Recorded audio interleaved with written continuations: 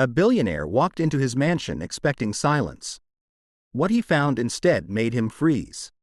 Hello, welcome and welcome back. Remember to hit the like button and subscribe for more uplifting stories.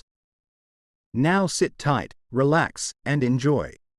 The heel glass doors swung open quietly, but Vincent Cole, 38, billionaire and tech magnate, barely noticed the soft click. He stepped inside, the polished marble cold beneath his shoes. Silence pressed around him, broken only by a distant giggle. He froze. That sound, familiar, innocent, came from the kitchen. A warm herbal aroma drifted toward him. Basil, parsley, hints of ginger. Sunlight filtered through the tall windows, scattering gold across the white stone countertops.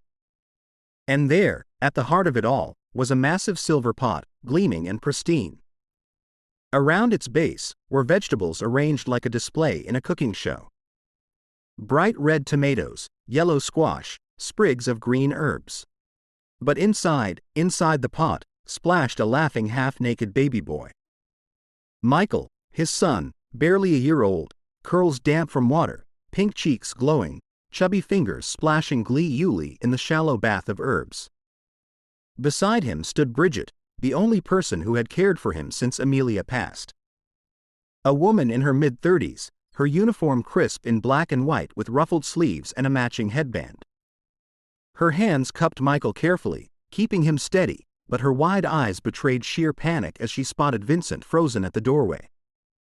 The door slammed behind him. What the hell is this?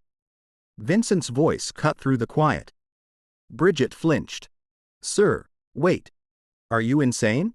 He moved toward them quickly, nearly slipping on the glossy tiles. Get him out now. Bridget lifted Michael immediately, holding him close. Water dripped from his little body onto her sleeves. It's not what it looks like. Vincent's jaw tightened, heat rising in his face. Not what it looks like. My son in a stockbee with the vegetables. Do you know how insane that is? I was giving him a herbal bath. Bridget said, voice trembling yet edged with firmness. He had a rash, the doctor advised. Lukewarm water and herbs to soothe his skin. You don't put a child in a damp stockbee. Vincent's voice cracked, disbelief and fear mixing. The stove wasn't on, Bridget shouted, then inhaled sharply, softening. I would never hurt him. Never. Vincent's gaze darted from the pot to the scattered vegetables, then back to Michael in her arms, laughing, happy, unaware of the storm. Why tomatoes, zucchini, parsley? Do you understand how this looks? Tears filled Bridget's eyes. He loves it. It's play for him. I've done it before and it works. Ask his pediatrician if you doubt me. Michael let out a squeal of joy, tugging at a sprig of cilantro sticking to his belly. Vincent's chest tightened. Confusion, anger, and disbelief battled across his face. He stared at Bridget, her trembling hands, her exhausted eyes, holding his son so gently. Who gave you permission to treat my son like this? His voice dropped to a dangerous whisper. No one, Bridget said softly, jaw tight. You weren't here. Vincent blinked. What did you say? You weren't here, she repeated steady now. You've been gone over a month. No calls, no updates. He needed care, attention, love. And I gave it. Shame, confusion, anger each twisted through Vincent's expression. Bridget rocked Michael gently. We didn't expect you back. No one did. You're just the maid, he muttered almost to himself. I'm the only one who's been here since his mother died. She said firmly.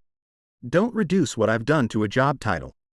Vincent stared at her, really looked at the strength in her arms, the tired determination in her eyes. At the baby draped over her shoulder.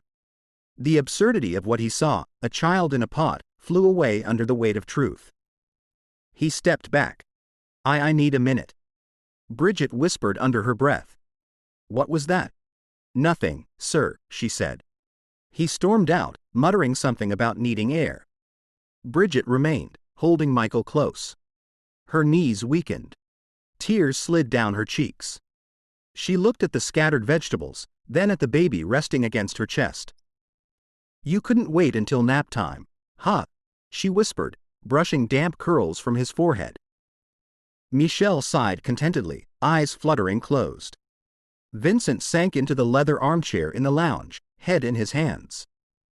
The floor-to-ceiling windows framed the sprawling city lights below, tiny sparks of gold against the deepening night. But all he could hear was Michael's laughter echoing in his mind and Bridget's words.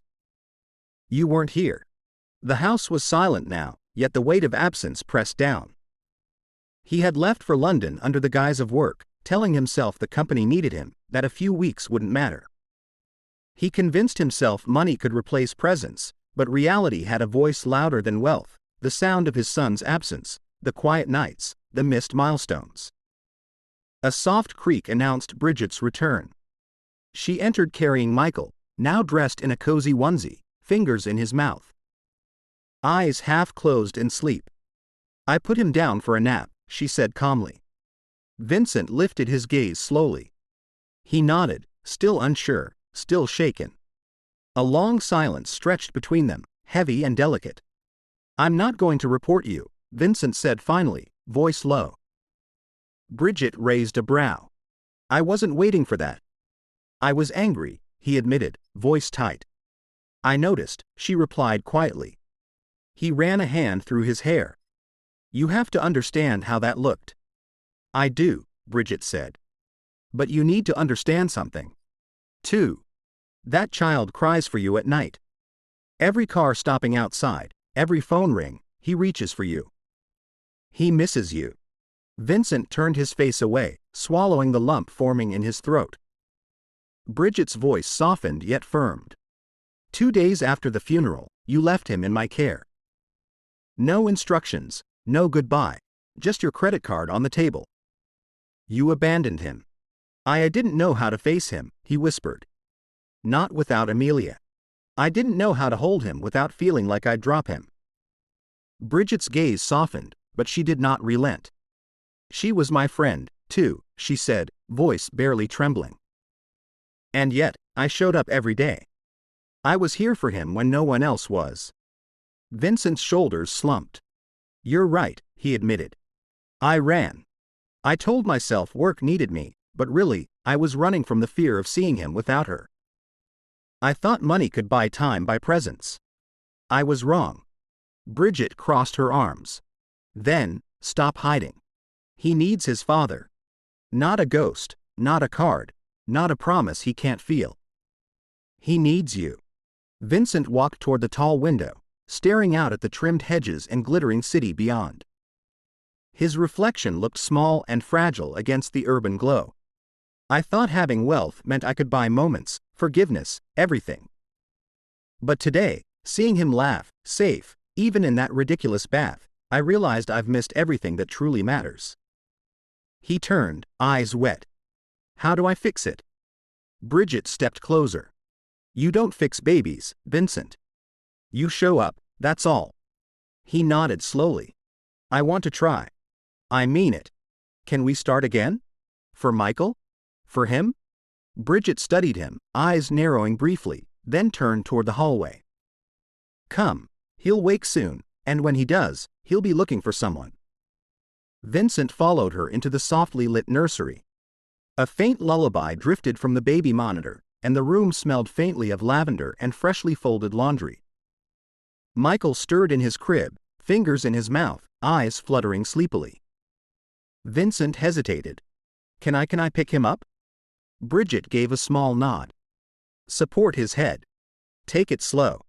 Trembling, Vincent leaned down, his arms instinctively cradling the tiny body. Michael let out a faint whimper, then pressed into his father, finding comfort in the warmth and steady heartbeat. Vincent's breath hitched.